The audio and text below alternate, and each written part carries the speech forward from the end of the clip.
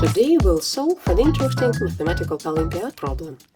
At mathematical Olympiads, they like to give variations of this kind of problem. And this year, at one of the mathematical Olympiads, they may give a similar problem with possible variations.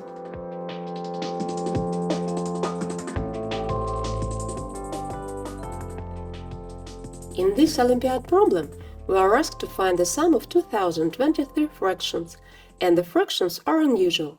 The numerator of each fraction is 1, and the denominator of each fraction is the product of two consecutive numbers, starting with the product of 1 and 2. Moreover, in each fraction, the numbers in denominator increase gradually by one after another. So, in the first fraction, the denominator is 1 times 2. In the second fraction, the denominator is 2 times 3. In the third fraction, the denominator is 3 times 4. And so on, until the fraction whose denominator is 2023 times 2024. It is clear that solving such a problem by direct calculations would be a stupid idea. First of all, we don't have enough time. Secondly, it will be tedious. Thirdly, this is an Olympiad problem, and they are usually not solved by direct calculations. So, what should we do? Give this problem a try, and when you are ready, continue watching the video to find the solution. Well, right now, I will show you one of the solutions to this problem. To solve such problems, we need to notice some kind of pattern, a trick. Well, let's take any fraction, for example this one. Here we have 1 in the numerator and 2 multiplied by 3 in the denominator. And let's try to represent 1 in the numerator through the numbers from the denominator. Since these numbers are adjacent, this is easy to do. Moreover, this will be easy to do for each fraction in our problem. If we subtract 2 from 3, we get 1. Now, let's divide each number in the numerator by the denominator.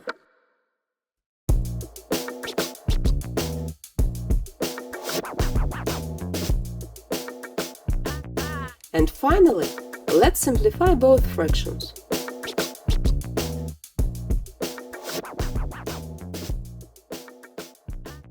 Thus, we get 1/2 minus 1/3. And this is a very interesting fact. Look, the fraction with 1 in the numerator and 2 multiplied by 3 in the denominator is equal 1/2 minus 1/3. Let's see if this works with all other fractions. Let's take the next fraction. Here we have 1 in the numerator and 3 multiplied by 4 in the denominator. And let's try to represent 1 in the numerator through the numbers from the denominator as we did before. Since these are adjacent numbers, this is easy to do. If we subtract 3 from 4, we get 1.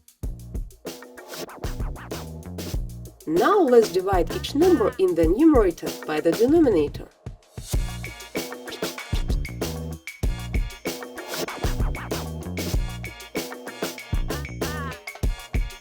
And finally, let's simplify both fractions.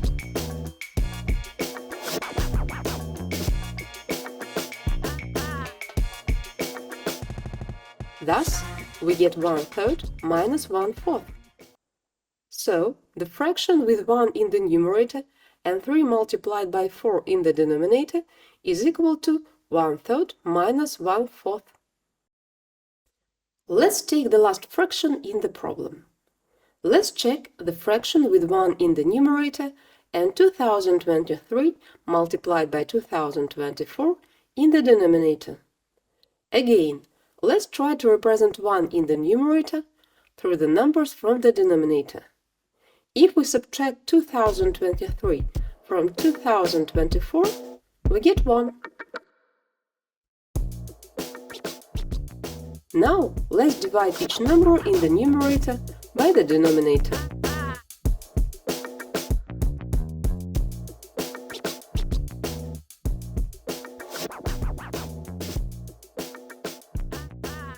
And finally, let's simplify both fractions.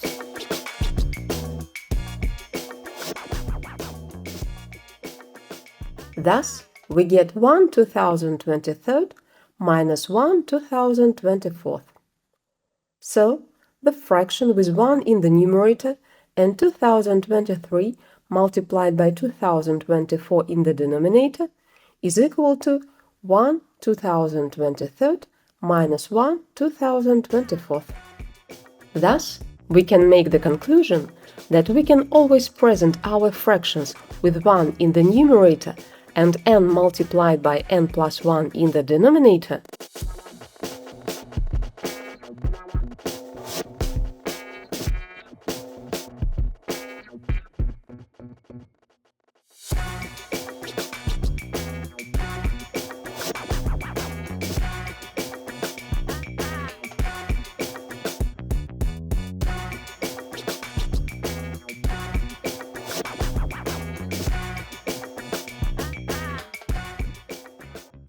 as 1 divided by n minus 1 divided by n plus 1.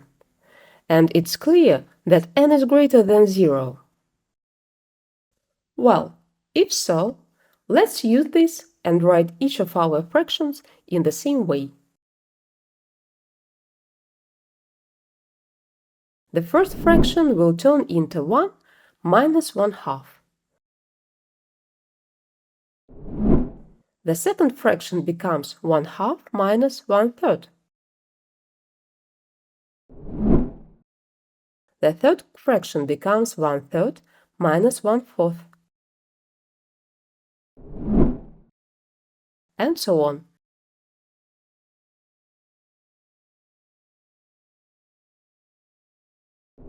The last fraction becomes 1 2023rd minus 1 2024th.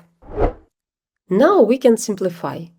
Minus 1/2 plus 1/2 is equal to 0. Minus 1/3 plus 1/3 is equal to 0. Minus 1/4 plus 1/4 is equal to 0. And so on. We reach the last two fractions. The penultimate fraction is cancelled with the previous fraction. Thus, our mathematical expression becomes 1 minus 1 2024th.